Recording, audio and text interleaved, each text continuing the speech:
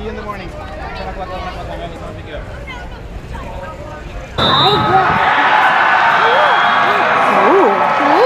going on? We are at USC and they're having a book festival here in LA. Can't see. They're having a book festival here in LA and we are here to see Hannah Hart. Hannah Hart. She's doing a panel for buffering and then she's doing a book signing, so we're hoping to meet her. We're gonna get our first book signed.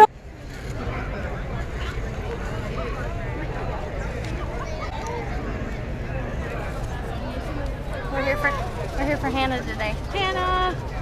Coming to see you.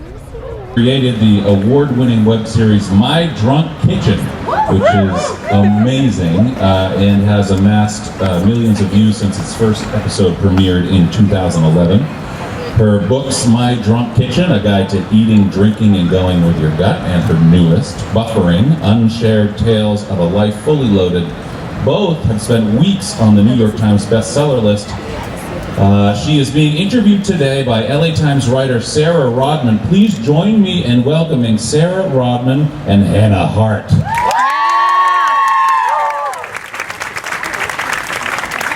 Yay! Books. Thank you. Thank you, sir. Books. Hi, guys. Here's a book. I hope people have it. It's really good. Everybody staying hydrated? It's hot? Right. Okay, I don't think, you guys gotta drink more water. That's what I've learned in these 10 seconds. Alright. So thank you all so much for being here. We both really appreciate it, and I want to say specifically as a journalist at the LA Times, thank you so much for supporting our journalism. It's super important always, but especially right now. So thank you. Journalism! Freedom of speech! Freedom of press! And thank you, Hannah Hart, for being here. Thank you. If you didn't say, it's Buffering, Unshared Tales of a Life Fully Loaded. Not about alcoholism like I thought it might originally be. But still really good. So let us begin with, first the title. Where did you come up with that? Well, for those of you that don't know, my name is Hannah Hart, and I got my start online in digital media. I have a show, a web channel called youtube.com/Harto. My show is called My Drunk Kitchen, but it's filled with a variety of other programs as well. And so I wanted to have a title that kind of alluded to the digital and like something more tangible. So when I thought of buffering, I thought of that buffering wheel. You know, it's the period of time that your computer says or your screen says, hold on, I'm not ready yet. I'm not done processing this data to present it to you. And everything that's inside this book are the events of my life that I've spent the last 30 years processing, and now I'm ready to share them. So that's why it's Buffering, Unshared Tales of a Life Fully Loaded. And then the drinking pun, because I love puns, and why not have 2 puns instead of 1? Exactly. More fun. More puns, more puns. For most of the people here, I'm sure, are fans already and understand what it is that you do, but maybe for the people that don't fully grok what a YouTuber means, and I'm not sure if that's necessarily the right way to describe content. They call us digital influencers now. Ooh, you're influential. I'm influential. Excuse me. But could you just give people a little bit of a rundown of how you came to be a digital influencer? Yeah, absolutely. I got my start. You know, I really never had ambitions for life in entertainment. It always seemed like a very impractical dream, really risky. I went to school at UC Berkeley. Oh, a hush falls over the crowd. So I went to school up north. I got a degree in English literature and Japanese language, and graduated in 2009. So right after the market had crashed, we were the generation of the overeducated, underemployed, which I think is basically every generation since. But still go to college, kids. College is great. And so I moved from San Francisco to New York to get a job as a part-time proofreader at a translation firm. They specialize in contracts and various legal documents. Sexy. It was sexy. It was a lot. I like to think of it as white-collar mining, because you're sitting there with stacks of paper looking for errors in the translation, literally counting sentences. So clearly very creatively fulfilling work, you know? Anyway, long story short, having recently moved, I missed my friends back home, and I was talking online with a friend of mine who we were reminiscing about when we would get drunk and cook together, because, you know, what's more fun than having a glass of wine and making something out of nothing? And so I made a video called My Drunk Kitchen. I sent it to her. Actually, I believe the original title was Buddy Yo Shit, and then I later retitled it. I sent it to my friend Hannah, and then a bunch of strangers saw it. And this was in March of 2011, so I had no idea that YouTube was this like thriving subculture of media. And I saw people in the comment section saying this is my new favorite show on YouTube, and I was like, what? Can't wait to see the next episode. And I found it very fulfilling and delightful, so I continued to make videos. And 5 years of entrepreneurial sweat and blood later, here we are. And so the thing that I love so much about this story, and she talks about it early on in the book, is that the creative spark didn't come from wanting to be famous. It didn't come from wanting to do this specific thing. It came from wanting to make your friend who was sad feel better. Yeah. You know, it's interesting, because I feel like my relationship to fame is that it's a result of what I do, and it's a result of creating content that becomes popular. It's a result. It's not a goal. You know what I mean? It's something that happens. It's something that occurs. It's an absolute privilege, but it's also a real responsibility. I really, truly believe, you know, as a person who's in the public eye, that I've been given so many blessings and so many gifts in my life that my job is to not be an asshole and to do good things with it, or try to, you know? Only everyone felt that way. I don't know. Well, famous people anyway. But I like that, you know, this creative thing came from that, and that you say early on in the book also that like your big goal in life was to get a book contract. She wanted to write a book, and so she goes and does this. She wants to do this most old media thing possible and uses this new media platform to make it happen. Did you ever see that these steps would connect to this book existing? I mean, I hope so. You know, I was always, there's this great quote from Rilke that talks about whether or not, you know, people always debate like, oh, do I need to write, or am I actually a writer, or why do I think I want to publish, and stuff like that. And there's this great quote that says, roughly, I'm paraphrasing, you know, if you're laying awake in the middle of the night and the question is, you ask yourself the question, must I write? And your answer is, I must, then you know. And so for me, I thought that if I could create something that was popular, I would have a better chance of becoming a published author. Because there's so many talented, aspiring writers whose work is out there and they never get the chance to be published. And I feel so, so blessed that after years of begging, they were like, you want to publish a book, Hannah? And I was like, yes, please, God, yes. Finally. Originally it was called Recipes for Disaster, and it was more of a memoir. But the first book, My Drunk Kitchen, is a hilarious self-help parody cookbook. It includes recipes for self-doubt, etc. And then after My Drunk Kitchen was a bestseller, then they let me write Buffering. And I was like, gotcha! My life was actually really serious. So let's talk about your really serious life. I think that there are probably people that have read this book or will come to read this book because you have this, you know, funny personality.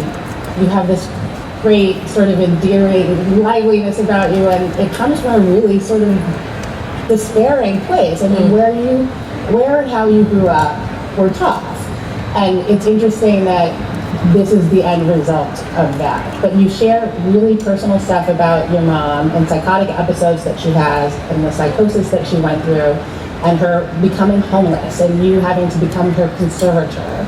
And when you were making this decision to do this, did you ever think like, this is too much, that's not enough? Like, how did you decide how much to share? Well, making the decision to write the book, you know, I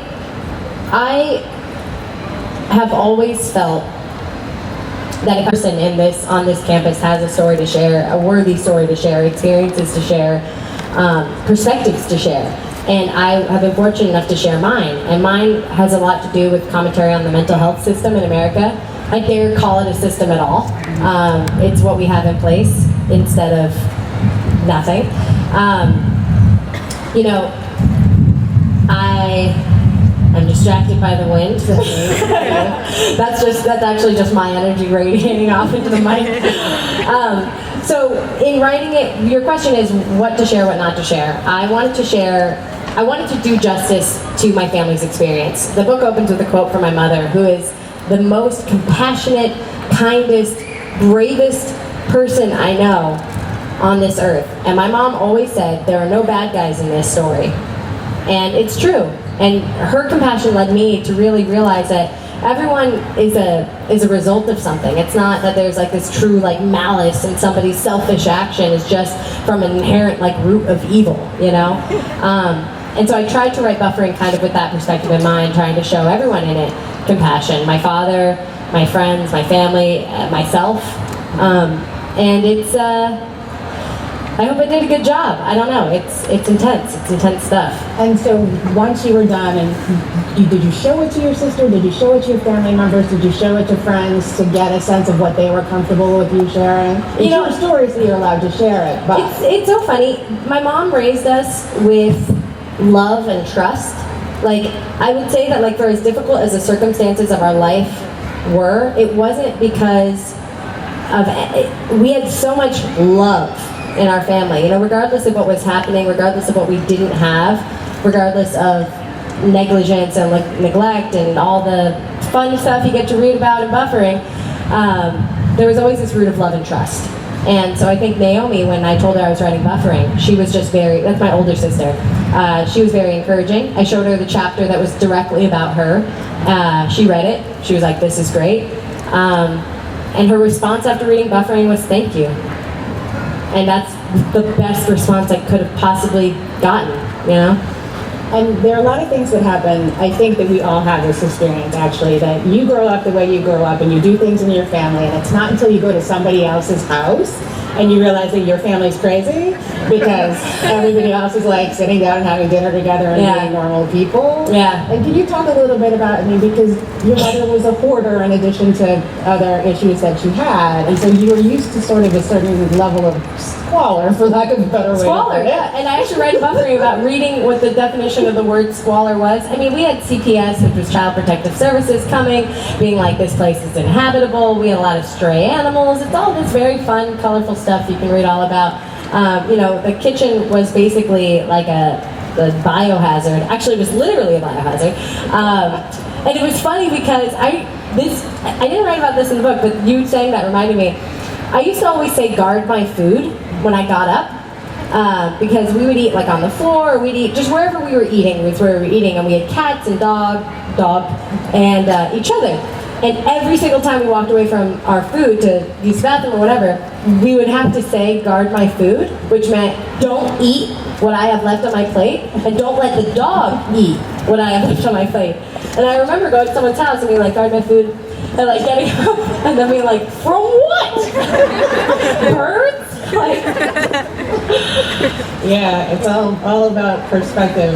One of the things that you say early on in the book about one of the reasons we tell stories and we share stories is to feel less alone, which I think most people can agree on, that whether you're sharing a story with a friend or somebody, your therapist, or in this kind of format, the act of sharing it makes you feel less alone. But I'm wondering if you have had a lot of response of that variety, of people coming up to you and relating to things in the book. I was absolutely floored by the response to Buffering. I was reading the reviews on Goodreads and Amazon and, you know, everywhere I could find a review of it, and it really shocked me how many people related to things in the book. I talk a lot about depression. I have chronic depression. I take medication for it. I'm very open in discussing mental health issues that I have as well. And people being like, wow, I never realized that this was depression. I might start talking to a therapist. Or, wow, I never realized that, you know, I also have a family member that committed suicide. It's a fun book, guys. It's a really fun, really fun. Really fun. It's very funny. There's funny things in it, yeah. But I was really, I guess, honored and so happy to see how many people related to things in the book, because it really made me feel like, oh wow, I had no idea that this many people shared experiences like this. And I do think, you know, I don't think it's 9 out of 10, it's probably more like 3 out of 10, but still, I definitely didn't even realize that the numbers were that high. Right, we didn't realize how messed up you are. Yeah! But we're so grateful. Yeah, we're just, you know, we're all unique. But it was incredible and very emotional. I went on book tour after the book came out, and I had people in their 40s, and you know, it was much older people than I usually find at like YouTube conventions and events like that, coming up to me talking about how they had just recently lost their parents. This one woman told me about how she had just lost her mother like months earlier, and she never got to put into words stuff that she had experienced, but that reading Buffering was cathartic for her because she felt like it was like she was saying it for herself. And then I cried, and might cry right now. So this is my life. It's amazing. It's a real blessing. And talking and following on that, there's a great number of stories actually, but there's one very long chapter that's essentially talking about you coming to terms with the fact that you were gay. And I know, and then in the end of all this, I was gay. it wasn't hard enough. I know. But you also, on top of that, had come from this, on one side of the family, the non-psychotic, well, I guess I can't even describe that way either, but the side of the family that was very religious and strict and was Jehovah's Witnesses and was not accepting of this in any way. And so you grew up with this very sort of, a lot of self-loathing. It's interesting, you know, it's like on one hand we had chaos, you know, but like love and trust and faith and like pure humanity, creation, destruction side. And then the other side, my dad, when I saw him like 4 days out of a month, is a Jehovah's Witness. So this very structured, moralistic, black and white, no shades of gray perspective. And somewhere in between those two, I think, is like normalcy, I hope, or me at least. Yeah, it was interesting. I definitely think that I really didn't want to be gay at all. I felt like if you grow up so much feeling like an other, I grew up feeling like I was dirty, I was poor, I didn't understand things well. I also have ADHD, so school experiences were really, you know, unique. Like I felt a lot of guilt and shame just all the time. Every time a teacher was like I would get in trouble, I just felt so ashamed, you know? And so then the last thing I wanted was to be gay. And you know, I grew up in the Bay Area, it's very liberal. Outside of, you know, my household, it's an incredibly liberal, accepting environment. I was the most homophobic person I knew. I was also the only one that turned out to be gay. So put those two pieces together, guys. How dare those people kiss and love each other, you know? Yeah, so there's a chapter in the book called Shadow Boxer. It's the longest chapter, and it's talking about the relationship I had with my own personal shadow boxer, this invisible entity, this invisible truth inside myself that I was constantly trying to duck. And then eventually I was just knocked out and had to start accepting myself, which was the hardest part. But you did it, and I think it's interesting that you, we can talk for that. You did it. Very good. Classic. And there's these dots to connect there that if you make the first My Drunk Kitchen to make your friends smile, and then you come out and it becomes this thing, and then you have this self-loathing about yourself, and you finally let the truth out, and you are honest with yourself, and not just with yourself, but with the world in this 9-minute video, and then you get a book deal. So is there maybe something to be said about being honest about with the world and getting the things that you want? It's hard to say. Yeah, I think that, you know, I made a video in 2012, November 2012, so about 2 years after my channel had become, you know, I had officially become a YouTuber. I knew how to say, please like and subscribe. After I learned all those lessons and started to really build this online community, this online family, I wanted to make sure they knew I was gay. You know, Anderson Cooper's coming out story had just come out, it was all over the news, and I thought to myself, wow, I just want everyone to know right now so that it's never an issue. And I didn't expect it to be so replenishing for me. Like, I didn't really join the GSA. Like I said, I was really homophobic in college, so I was like, or high school, so there was no gay straight alliance for me. I didn't participate in any clubs or groups. I avoided pride parades, because I hate parades, but still. You know, I was just very afraid of the gay community. And so then I was like, okay, I'm just gonna come out online, it's not gonna be a big deal, but I'm gay, just FYI, just so you know. And then I did, and I became a role model for the LGBT community, which was the best thing that could have happened for me as a gay person, because it really forced me to accept myself and be there, you know? Yeah.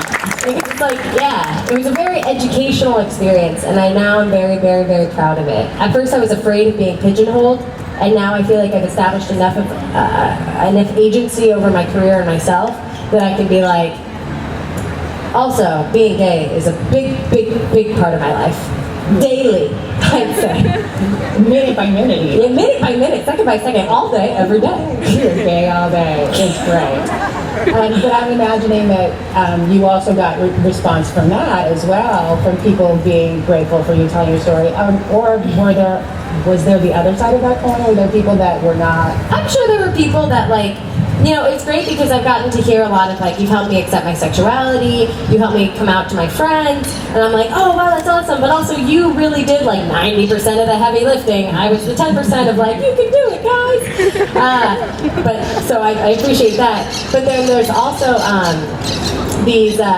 got this letter in response from this dad in Nebraska letter, and he said, this is back again in 2012. He said, my family and I have been watching your channel together. I think it was an email. My family and I have been watching your channel together for a long time, and we didn't know that you were a lesbian. We don't agree with homosexuality. He said something like agree or something like that with homosexuality, but now you've really given us something to think about. And I was like, I'll take it, Hopefully you got some big word. I don't know, but at least there was that. People were able to become endeared enough. People got to know me without knowing the label first. And I feel really, really grateful for that. So I want to talk a little bit about what it means in 2017 to be a YouTube star.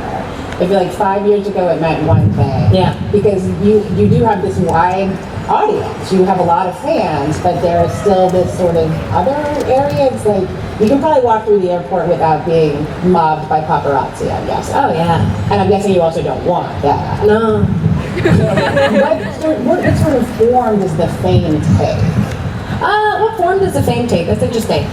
It's 2017. I've been doing this for 6 years, which is wild. I don't know. I feel really fortunate because the people that gravitate towards the content I make are awesome.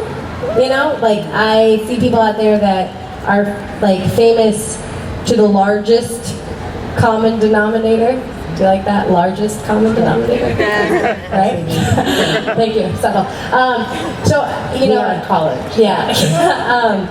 And I feel everybody that knows about my channel or the work that I make is somebody that I could genuinely have a conversation with, and I really appreciate that. I get stopped. I would say that if I go out, I will get stopped every day, but it's not by people that I don't want to be stopped by. I'm like, oh, hi, yeah, nice to meet you. Let's take a picture, let's hug.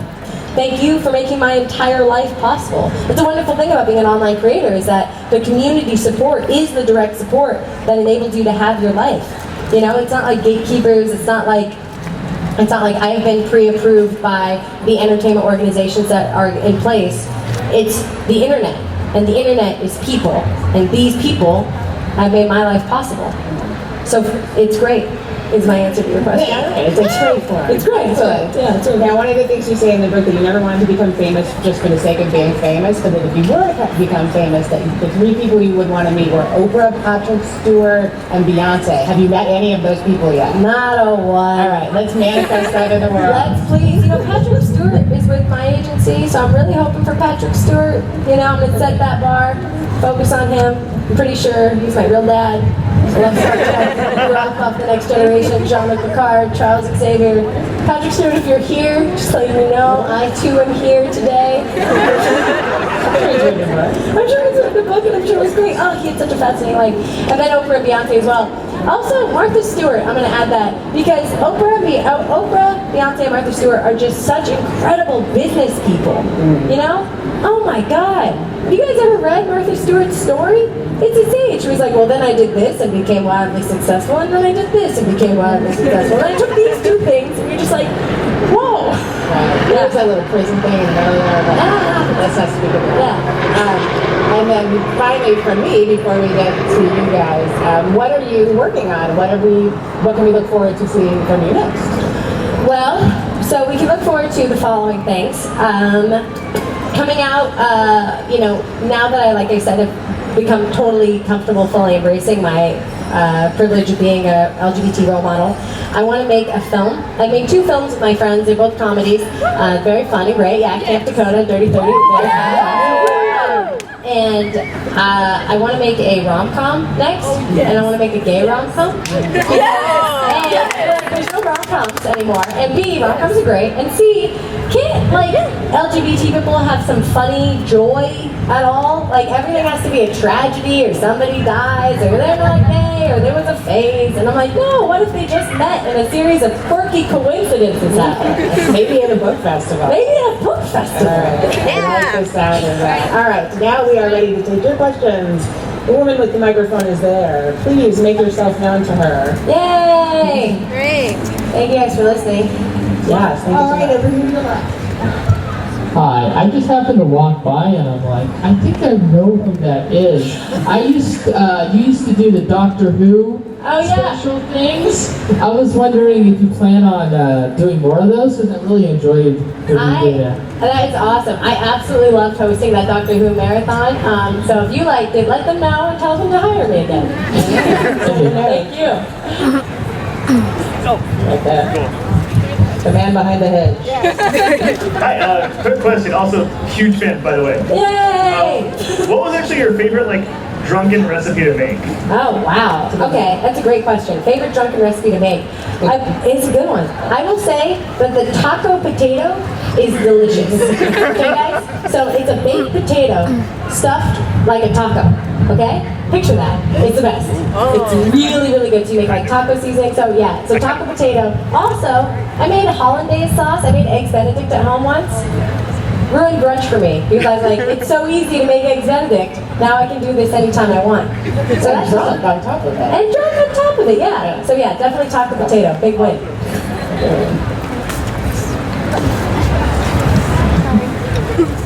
Hi, Hi, I'm Anna. I'm Miranda. Miranda, pleasure. I'm not like an old fan. I'm more of like a new fan. Let's go. So this just came up like top of my head.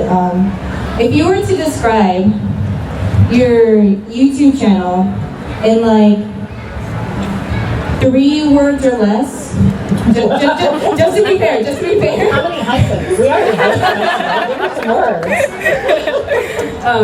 yeah, what words would you use? Well, fortunately, I have 3 words. I like to say that if I had to like titrate, if I had to distill everything I do into 3 words, it would be practice reckless optimism. And for me, that means, optimism is you get off a flight, you're waiting for your bag, it's not coming, you're at the end of the thing. Optimism is, my bag will arrive. Reckless optimism is, my bag is definitely gone, but I'm gonna have a great weekend anyway. So it's acceptance of circumstance, there's no naivety in it, it's just choosing the reckless choice, which is still have hope and be optimistic. So, practice reckless optimism. Behind you. Hi. My question is, for a lot of young college students, it's hard to stay motivated to cook fresh food for ourselves. We just want to go get takeout and stuff. So do you have any tips for staying motivated to cook stuff and make it fun? Maybe in a sober way as well? Yeah. 2 tips. 1, that'll continue after college, no matter what. It is hard to stay motivated to cook for yourself. I think that we all talk about financial poverty a lot, but we don't talk about poverty of time and energy. If you get home from being in traffic for 2 hours, unless cooking's your outlet, it is kind of exhausting to be like, great, now I have to prepare a meal from scratch. It's so much easier to just buy something. I guess that little by little, maybe start out on the weekends, maybe make enough food on Sunday, you have leftovers on Monday, and then make enough food on Thursday, you have leftovers on Friday. I don't know. I feel like the best advice for most things is just baby steps. One thing at a time. Everybody also Instagram. You take pictures of it. Right, exactly. You can show off to your friends. Hi. I've been a really big fan of you and Grace and Mamrie for a really long time. I think you guys are great. I was wondering what it was like to meet so many like best friends through like an online platform, and how like strange that is, but also really amazing. I love that. So Grace and Mamrie, for those of you who don't know, are other YouTube content creators that I work with a lot. We've made movies together, we've gone on a comedy tour together. It's just incredible. I love internet friends. I think internet friends are the internet's some of the best way to make friends and meet people. I've also made, my first online internet friend was actually John Green, so I really lucked out with that one. He's an author with Fault in Our Stars, Vlogbrothers, etc. So I think it's just a wonderful way of forming community, maybe in areas where you don't have one. I think about all the kids that are in America that maybe don't live in progressive environments or really find like they can relate to anyone else in their hometown. The internet, again, is made up of people, and in those people you will find community. So I think it's lovely. Keep the internet free, protect the internet, everybody. Absolutely, for sure. And talking about community and the original thing you were saying about sharing stories to make you feel less alone, do you feel less alone now? I do!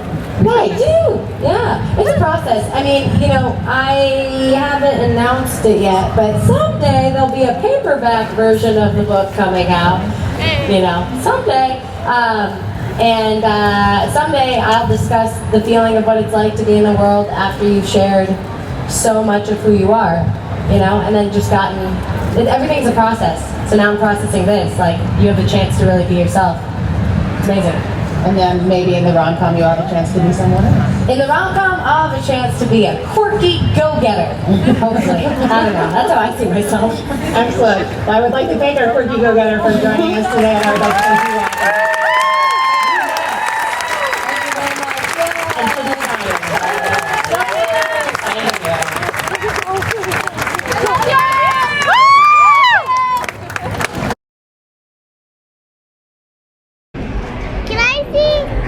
What do you have to say for yourself? Thank you. Can you tell us a knock-knock joke?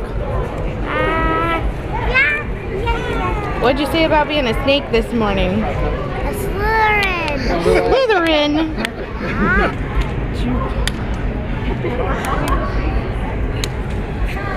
Kim is very excited. Very excited.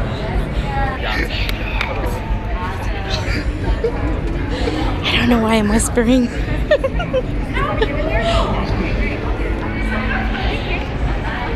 at her being all awesome. There you go.